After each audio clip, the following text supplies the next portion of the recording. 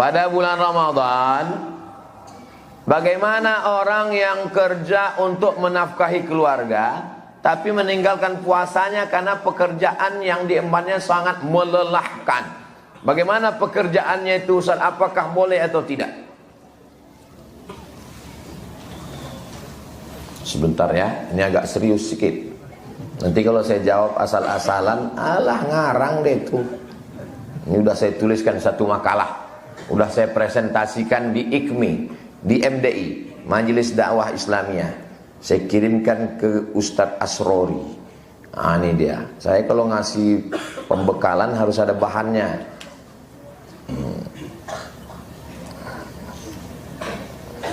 Hilang pula bahan tadi. Bentar ya. Ini saya bacakan. Sahibus san'ati syaqati alladhi yahtaju hirfatuhu li tahsili nafaqatihi wa nafaqati iyalihi. Orang yang pekerjaannya berat, tapi dia mesti juga bekerja untuk memenuhi kebutuhannya dan kebutuhan keluarganya. Yajibu alaihi an yusri' fi siyam. Dia wajib pagi-pagi itu makan sahur dan berniat puasa. Jadi tak boleh dia lost tak berpuasa. Pagi itu dia makan sahur. Istrinya menyiapkan makan sahur. Dia tetap nawaitu shauma ghadin an ada'i fardhi syahri ramadhan hadis sanati lillahi ta'ala. Summa yusri' fi amalihi wa takassubihi. Setelah itu dia tetap bekerja. Fa idza lahiqat huma syaqqatun shadidatun ghairu mu'tadatin. Ketika siang hari tiba-tiba dia mengalami kesulitan, tamna'uhu min itmami shaumihi, tak bisa dia menyempurnakan puasanya, jazalahul fitru, barulah dia boleh berpuasa siang itu. Diteleponnya bininya, "Dek, ampaknya abang udah mau mati nih." "Ah, bukalah bang, buka bang, buka. Ah, buka deh. Nanti balik tak usah kau masak ya." Setiap hari begitu. Mungkin hari itu aja, besok dia. Jadi bukan asal-asalan. Tak usahlah kau masak sahur, aku kerjaku berat ini nampaknya nanti siang nanti udah mau mati nih. Bukan mau mati, belum mati lagi. Ini Ustaz ambil dari mana ini? Nama kitabnya Al-Fatawa Al-Hindiyah juz 1 208. Lihat juga Hasyiah Ibni Abidin juz 2 420. Wa yulzimuhu qada'uhu, dan puasa yang ditinggalkannya itu wajib dia qada fi mustaqbali ayyamihi, di masa akan datang, hina yatayassaru lahul qada, ketika dia sudah bisa mengqadanya. Jadi kesimpulannya, bagi saudara-saudara saya yang pekerjaannya berat, menggali tanah ke dalam tambang batu bara, atau pekerjaannya membawa bis truk yang berat panas, maka dia tetap makan sahur, berniat puasa sampai di tengah hari tak sanggup lagi, barulah dia membatalkan puasanya dan dia wajib mengqadanya di luar Ramadan. Jelas jawabannya? Jelas. Kalau tak juga jelas, memang bawaan belum sarapan lah itu. Apa hukum puasa atlet bela diri yang bertanding saat puasa? Muhammad Ali bertinju saat puasa, menang. Muhammad Ali, cari Muhammad Ali bertinju sedang puasa, menang. Ini udahlah tak puasa, kalah pula. Apa itu? Pasukan perang Badar melawan kafir musyrik kapan? 17 Ramadan. Tak ada ikhtilaf antar ulama. Yaumal Furqan, yaumal taqal jam'an. Pasukan Mesir mengusir tentara Israel tanggal berapa? Ashir min Ramadan. Diabadikan nama kota di Mesir. 10 Ramadan, menang. Melawan Israel, menang. Melawan musyrik, menang. Indonesia, kapan merdeka? 17 Agustus tahun 45. Itulah hari kemerdekaan kita. Betul. Tapi 17 Agustus bertepatan dengan 9 Ramadan. Yang berteriak, yang mengerek bendera, yang menyanyikan Indonesia Raya, orang yang sedang berpuasa. Orang yang berpuasa itu tak takut mati, menggelegar suaranya, serang Belanda. Orang kenyang mana bisa teriak? Serang Belanda.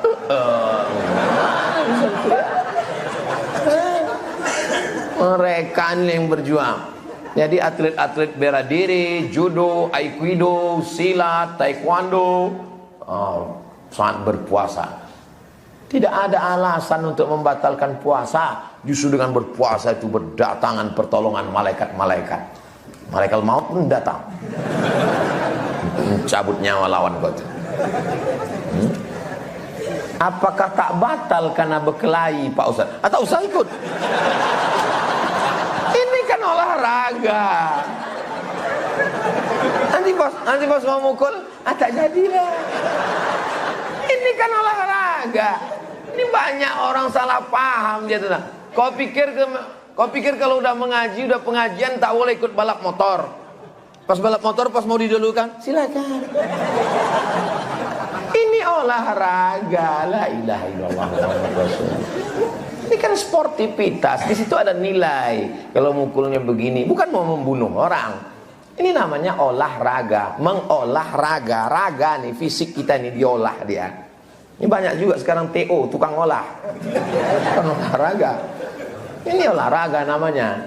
Bersilat. Silat itu olahraga. Di kampung saya, tempat saya lahir, hari 1 Syawal hari raya, 8 Syawal hari raya pencak silat. Karena onyang kami dulu dikumpulkan ya semua pesilat-pesilat itu untuk nyambung silaturahim, bersilat, tapi bukan saling membunuh. Untuk sekarang diabadikan sebagai wisata olahraga oleh dinas apa yang bagian olahraga? Dispora menjadikan itu sebagai. Kami setiap seminggu raya balik ke kampung menengok pesilat bertarung. Itu bagian dari olahraga. Kalau anak-anak kita tak diajari bersilat, tak entah cemana dunia ini akan datang. Berperang dia cemana? Pakai pistol tak pandai. Saya semua saya pakai, panah saya pakai, pistol saya pakai. Ini pandai pistol air aja, itu pun macet-macet. Apa boleh saya berbuka di masjid? Tengok jamnya.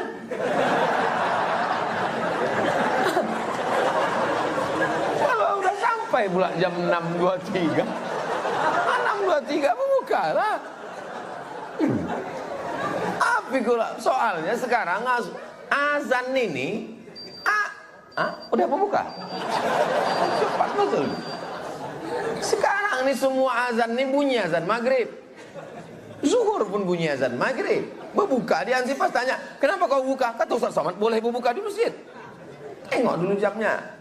Sedangkan saya masih punya suami dan anak. Kenapa tak berbuka di rumah? Istri tak boleh keluar rumah. Selangkah keluar rumah kalau tak diizinkan suami, maka dia masuk neraka. Tapi suami saya melarang saya ke masjid, Pak Ustaz. Suami kau Islam? Tidak. Berarti kau berzina selama ini.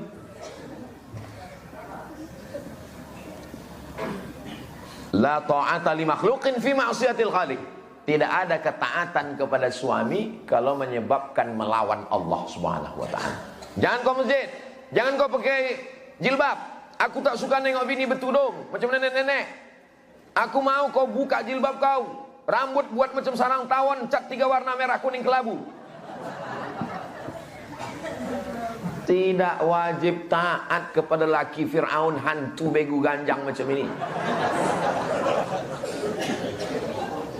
Maka nikahkanlah anak, kata Nabi, idza ja'akum man tardawna dinahu wa khuluquhu. Kalau kau mau menikahkan anak, tengok sifat laki itu 2. Yang pertama, din, agamanya bagus. Yang kedua, wa khuluquhu, akhlaknya bagus. Karena banyak orang sekarang akhlaknya bagus, sopan, santun, bercakap pelan. Tinggal di mana? Jalan Sudirman. Itu bukan sopan, mau mati. Tapi tak sembahyang. Ada pula sebaliknya, orangnya sembahyang tak tinggal, tapi kasar.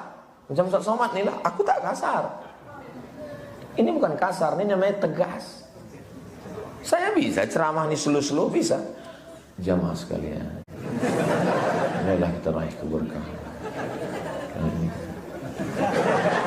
Saya kan tak bisa, aku slow-slow nih. Suami itu 2.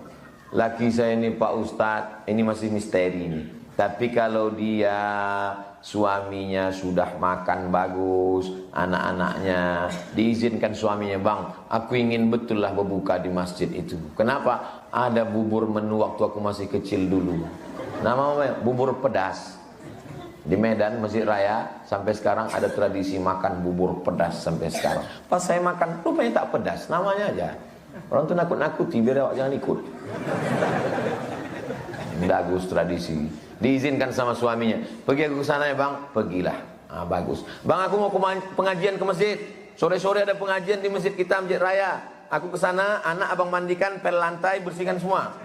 Iya deh. Kalau ada laki model macam ini, itu insya Allah tak kena azab kubur. Pas mau diazab, kata malaikat, yang ini tak usah, udah azab kali udah.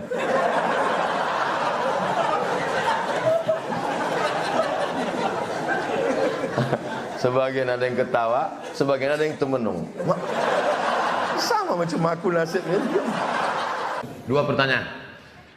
Saya seorang Muhammadiyah, memutuskan puasa hari Sabtu, lalu negara mengumumkan puasa hari Ahad. Saya ikut mana? Lalu kata yang datang dari kelompok ini, atiullah wa atiur rasul wa ulil amri minkum. Taatlah kepada ulil amri. Kata yang Muhammadiyah, ulil amri itu Din Samsudin, bukan Jokowi. Karena ini kan tidak diangkat berdasarkan surah. Coba tengok tafsirnya. Ulil amri itu ulama, bukan pemimpin. Ini demokrasi, kata dia. Kata yang satu lagi, kamu kalau nggak mau ikut presiden, bakar aja KTP-mu, bakar aja SIM, pergi tinggal ke hutan sana. Akhirnya kelailah. Kenapa pertentangan ini terjadi? Karena sidang isbatnya diekspos. Akhirnya 2 tahun belakangan ini muncul ide, jangan lagi sidang isbat itu diekspos sehingga semua nonton. Sidang isbat di ruang tertutup, mau kelahi antara NU sama Muhammadiyah, kelahi di ruang tertutup itu, tapi suara yang keluar tetap satu. Itu yang terjadi di Mesir.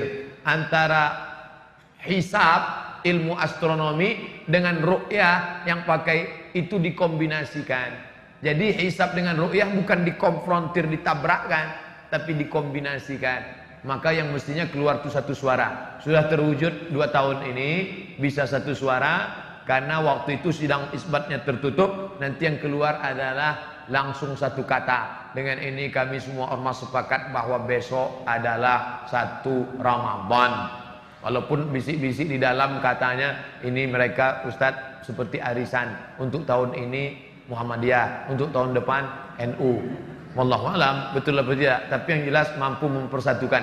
Andai ini terjadi, satu, amat sangat baik, bagus, positif. Orang luar agama kita tidak membenturkan kita. Andai balik ke lagu lama, dibenturkan antara ormas dengan negara, ikut mana? Saya pribadi menyarankan istafti qalbak wa in aftakal muftun. Ikutlah apa yang engkau yakini benar menurut engkau, walaupun 1000 orang berfatwa, memberikan fatwa kepadamu. Fatwa yang dikeluarkan oleh Muhammadiyah benar, fatwa yang dikeluarkan oleh Majelis Ulama Indonesia benar. Titik. Persimpangannya di mana? Penetapan pada angka minimal. MUI, NU menetapkan angka 2 derajat. Jika 2 derajat, maka dia dapat dikatakan hilal. Bila kurang dari 2 derajat, 1,5 bukan hilal.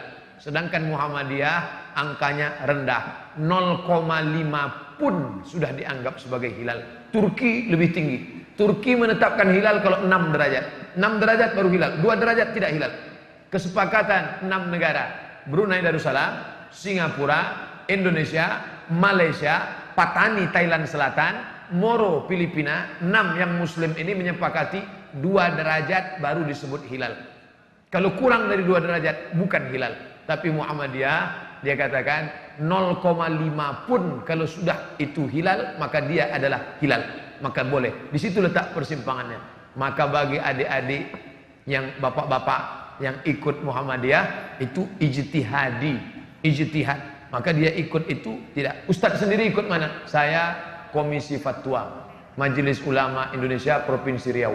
Maka saya ikut hasil sidang komisi fatwa. Kalau komisi fatwa mengatakan berdasarkan penampakan 2 derajat besok puasa, maka saya ikut itu. Tapi kalau Muhammadiyah ngundang saya khutbah, saya nggak mau ikut. Karena kalau saya ikut undangan Muhammadiyah, ikut nanti saya bisa khutbah 2 kali. Hari ini saya khutbah di Muhammadiyah, besok saya khutbah sebagai komisi fatwa MUI. Nah, itu perlu juga disampaikan bagi jamaah yang menyampaikan khutbah. Ikuti salah satu, jangan ikut dua-duanya. Selanjutnya tentang masalah apa tadi? Bagaimana spirit Ramadan bisa dibawa keluar Ramadan? Kebanyakan kan semangatnya di Ramadan itu aja. Terlihat dari masjid-masjid yang pakai tenda keluar. Sampai tendanya itu keluar kalau pada tanggal 1 sampai 2. Lalu kemudian habis itu babak semifinal. Habis itu final, akhirnya adalah malam Idul Fitri, itu kembali ke pemain inti. Pemain naturalisasi kabur semua sudah. Makanya kalau kita pahami, makanya tadi awal kajian kita kalau ingat, coba ingat. Di awal kajian kita tadi adalah judulnya, jangan jadikan agama sebagai seremonial, rutinitas. Rutinitas Ramadan, rutinitas Sya'ban, rutinitas Rajab. Jangan jadikan sebagai rutinitas. Maka pahami maknanya. Syawal artinya, kita lihat penggunaan kata Syawal. Ini tiang neraca timbangan. Timbangan zaman dulu, bukan timbangan duduk, timbangan yang pakai tiang. Di sisi kiri ada alat penimbang, di sisi kanan ada alat penimbang. Ketika diletakkan barang yang ditimbang, lalu salah satunya naik ke atas, yang satu turun ke bawah. Yang naik itu bahasa Arabnya Syawal. Naik ke atas artinya Syawal. Ekor ayam turun ke bawah, ekor sapi turun ke bawah, ekor kucing turun ke bawah. Tapi ada binatang yang ekornya naik ke atas, itu disebut dengan Syawal. Apa itu? Ekor kalajengking naik ke atas. Kemudian ketika onta, musim panas, moncong onta dikerubungi lalat, maka onta menaikkan ekornya ke atas untuk mengusir lalat, maka itu disebut dengan Syawal. Maka makna Syawal adalah peningkatan. Makanya setelah Ramadan disuruh puasa 6 hari. Untuk apa puasa 6 hari? Semangat di bulan Syawal, semangat di bulan Ramadan, dilanjutkan ke Syawal. Itu dipahami maknanya dengan baik. Sudah saya pahami dengan baik, tapi tetap juga molor sholat subuh jam 6:30 Pak Ustaz. Maka sering-sering ngelihat orang sakit. Sering-sering ngelihat orang sakit itu membangkitkan semangat ibadah. Bagi yang sedang down sekarang, udah dengar ceramah nggak juga ngecas, nggak naik juga, maka pulang dari sini langsung ke rumah sakit. Kalau security-nya nanya, "Mas, mau jenguk siapa?" Semua yang sakit mau saya jenguk. Ikuti orang mati. Man syahidal janazata, siapa yang ikut jenazah hatta tusalla 'alaiha, sampai salat jenazah, lahu qirat, dapat 1 pahala. Wa man syahidal janazata, siapa yang menyaksikan jenazah hatta tudfana, sampai dikubur di liang lahat, lahu qiratan, dapat 2 qirat. Sahabat bertanya, "Wa mal qiratan ya Rasulullah?" Apa itu 2 qirat? Apa kata Rasul? Mithlul jabalainil azimaini, seperti 2 bukit Uhud yang besar. Maka apa manfaatnya melihat jenazah terbujur kaku, yang dulu kaya raya, yang dulu profesor, doktor, penguasa, yang dulu hebat, masyhur, ternyata kalau mati yang dibawa hanya amal juga. Memang yang paling sulit adalah istiqomah. Makanya ketika seorang sahabat bertanya, "Ya Rasulullah, ausini wa aujiz, berikan aku 1 pesan, jangan banyak-banyak, singkat, padat." Apa dia?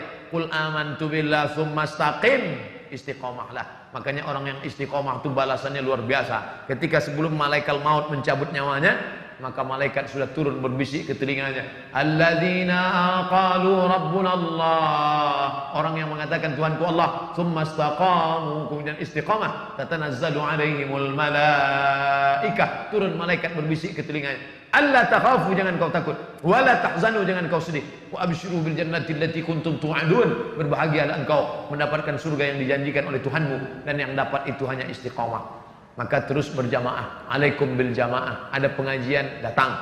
Ada kajian-kajian dekat rumah, di masjid, hadir. Itu salah satu cara untuk istiqomah. Lihat orang sakit, jenguk orang mati, terus berjamaah. Harus ada memaksakan diri. Kalau tidak ada, kamu kenapa nggak kajian? Saya ngalir aja lah seperti air. Ngalir apa? Iya, kalau airnya kalau air comberan, Ngalir aja lah, terserah yang di atas aja lah. Apa di atas? Cicak. Harus ada bergerak, ngerti, paham. Wallahu a'lam bishawab. Baik. Banyak. Sampai kapan batas boleh mengqadha saum? Ini puasa Ramadan tahun lalu. Ini 29 hari lagi puasa. Maka puasa yang ini diqadhanya kapan? Nih, qadha artinya ganti. Ini kesempatan emas nih. Puasa, ganti puasa sekarang. Siapa yang mengganti puasa di bulan Sya'ban, hari Senin automatically dapat 3. Puasa qadha lunas 1 hari, puasa sunat Sya'ban dapat, puasa hari Senin dapat. Niatnya satu aja. Saya niat puasa qadha, otomatis dapat 3. Jadi nggak perlu niatnya 3. Saya niat puasa qadha sekaligus puasa sunat Sya'ban sekaligus puasa Kamis. Batasnya kapan? Sampai Ramadan ini. Kalau ntar sampai Ramadan dia belum mengqadha juga, apakah gimana? Maka dia tetap qadha selesai Ramadan, hanya saja kena denda plus. Kalau di sini dia cuma qadha.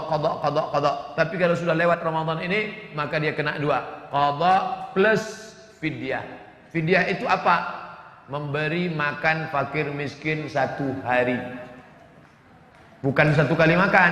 Banyak orang berpahaman keliru, 1 kali makan. 1 hari makan. Ustaz, 1 kali apa 1 hari? 1 hari. 1 hari berapa kali makan Ustaz? Kamu makan berapa kali? Kalau kamu makan sehari, kasih sehari. Kalau makan sekali, kasih sekali. Makan berapa kali? Saya makannya Ustaz, nggak pernah saya hitung. Dikit-dikit makan, dikit-dikit makan. Paling tidak 3 kali. Makan pagi, makan siang, makan malam. Apakah puasa sholat yang pernah tinggal wajib diganti? Sementara kita sudah lupa. Segala yang tinggal sholat yang lama-lama dulu wajib diqadha. Tapi kata Ustadz kami nggak perlu diqadha, istighfar aja cukup. Astaghfirullah Rabbal baraya. Selesai. Itu pendapat Ibnu Taimiyah. Hanafi, Maliki, Syafi'i, Hambali mengatakan wajib diqadha, diganti. Cara gantinya gimana? Selesai 1 sholat langsung qadha. Ntar zuhur, ntar Jumat Pak Ustadz. Oke, Jumat.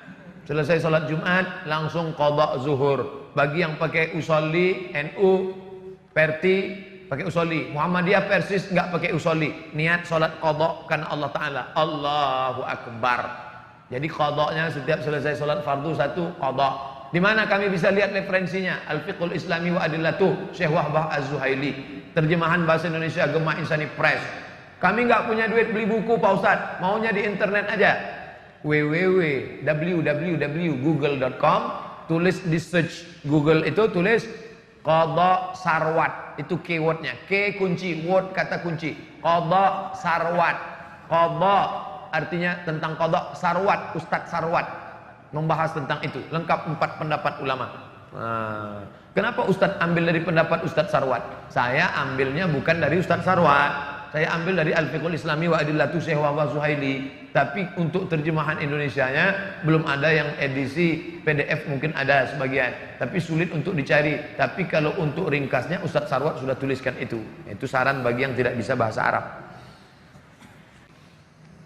Ustadz, dalam kitab Syarah Kashfus Syubhat Syekh Ibnu Utsaimin disebutkan bahwa Nabi Nuh alaihissalam adalah rasul pertama, dan malaikat Israel bukan penjabut nyawa, melainkan malaikat maut. Penjelasannya,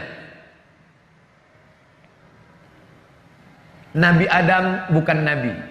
Kata Syekh Ibnu Utsaimin, Ahlus Sunnah wal Jamaah sepakat jumhur ulama, semua nabi yang 25 itu nabi dan rasul. Karena di dalam Al-Quran itu disebutkan nabi-nabi dan rasul. Kenapa cuma Adam, Idris, Nuh, Saleh, Ilyas, Ilasa sampai 25? Karena hanya 25 nama itulah yang ada dalam Quran. Tapi itu bukan batasan, tapi itu sebagai example. Sepakat jumhur ulama bahwa nabi-nabi dan rasul adalah yang 25 itu.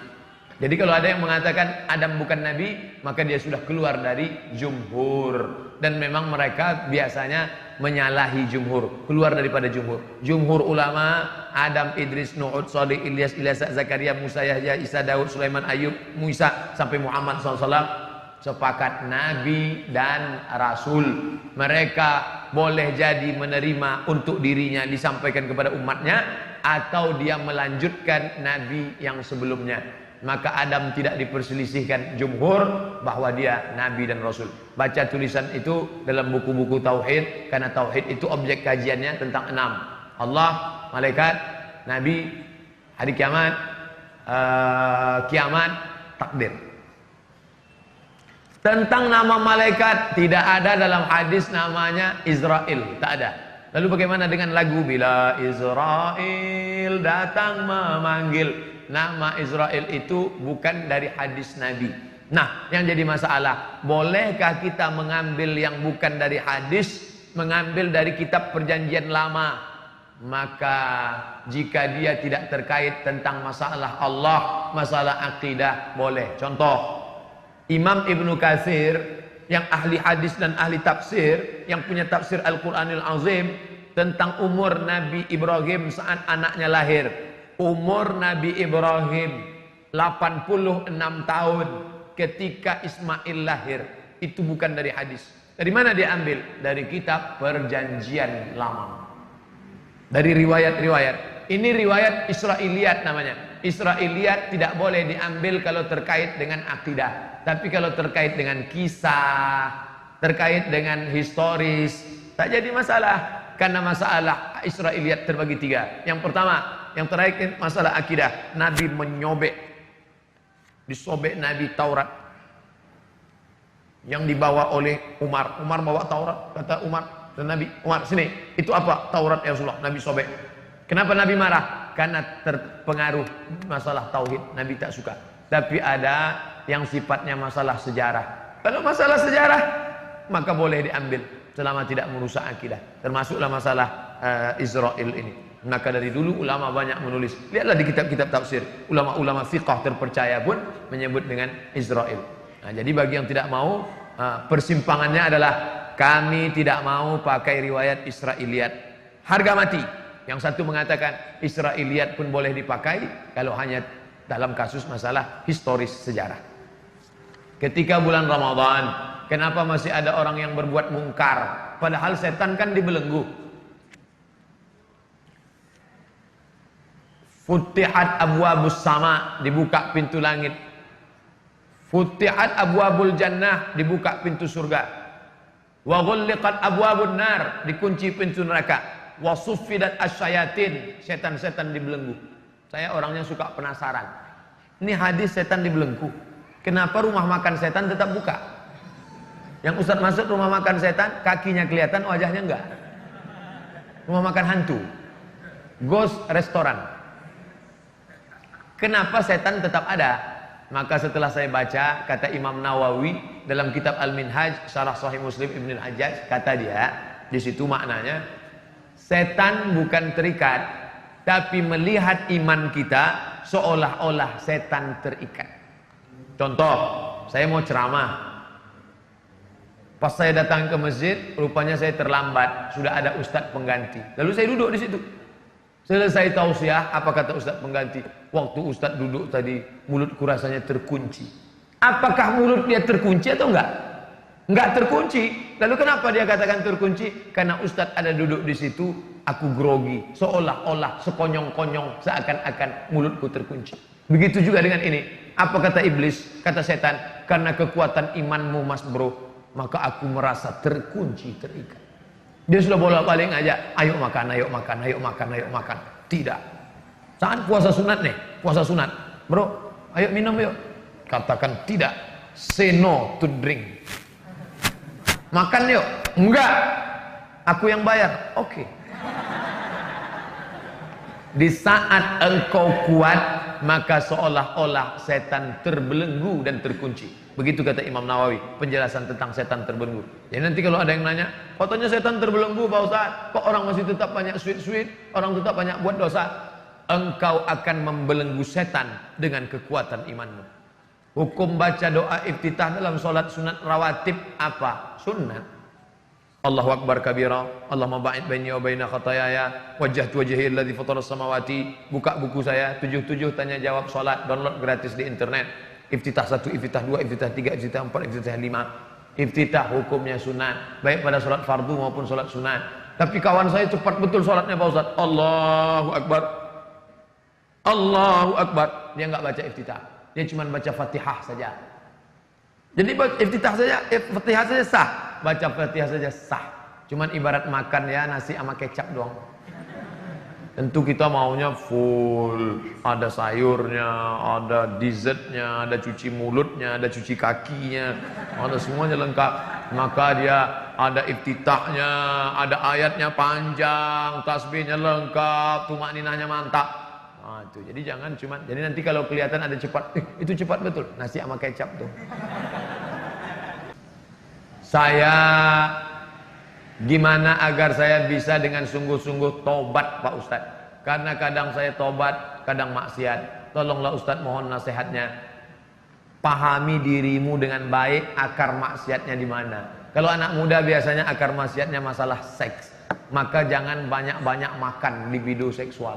Banyak puasa sunat. Mahasiswa puasa sunat bagus.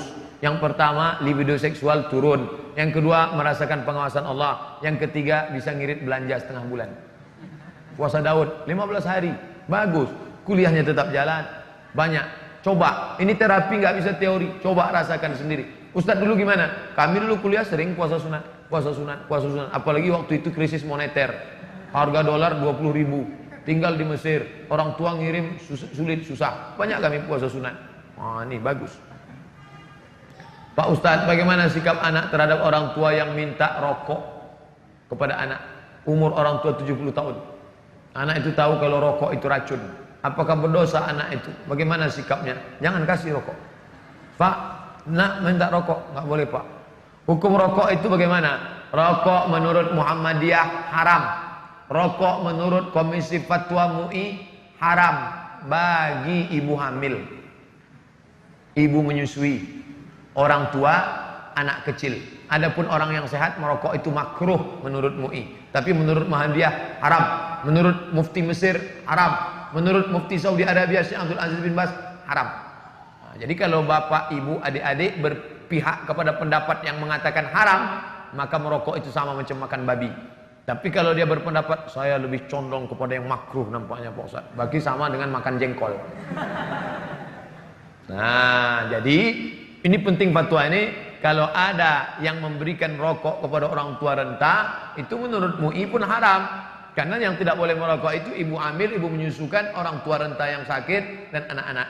Nah, ini tetap haram dia. Maka cara teknis kita lah memberitahunya. Ada seorang kiai, di belakang rumahnya ada kebun. Ada kebun nanas, ada kebun semangka, ada kebun jagung, dan ada kebun tembakau. Suatu malam datanglah segerombolan babi.